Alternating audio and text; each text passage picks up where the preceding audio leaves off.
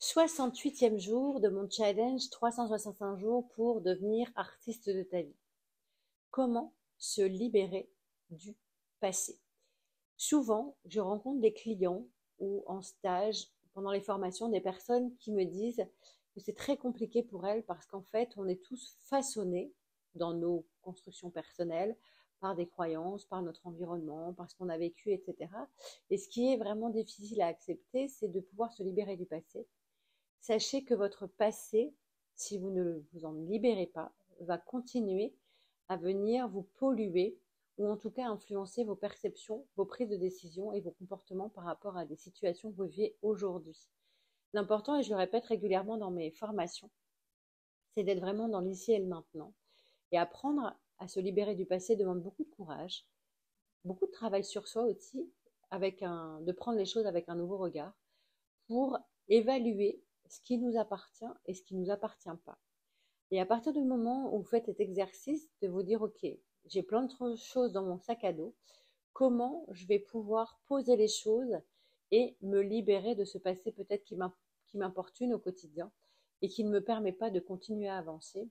Sachez que votre passé fait partie de vous, mais votre passé n'est pas un lieu de résidence. D'accord? C'est simplement quelque chose qui va vous permettre de vous être construit et il va être nécessaire et important pour vous de pouvoir passer outre et de faire les choses différemment en fonction de qui vous êtes et de prendre du recul par rapport à votre situation personnelle. Et se libérer du passé va permettre tout simplement d'envisager les choses différemment et faire en sorte de faire les choses par rapport à ce qui vous parle, par rapport à qui vous êtes. Et vous n'êtes pas forcément votre passé. Ça en fait partie, ça fait partie des choses que l'on connaît, mais par contre, c'est vraiment important de faire le distinguo entre ce que je vis aujourd'hui et les situations, peut-être les traumatismes que j'ai vécus. Et à partir du moment où vous allez vous autoriser à lâcher, ou en tout cas à comprendre en quoi les blessures du passé continuent à vous polluer la vie aujourd'hui, vous allez petit à petit identifier ce sur quoi vous allez pouvoir avoir de l'impact.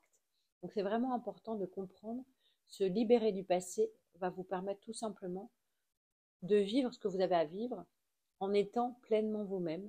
Et c'est vrai que c'est quelque chose qui est souvent délicat et difficile à accepter parce qu'en fait, on a l'impression que on est obligé de faire par rapport à ce à quoi on a été conditionné depuis toute notre enfance.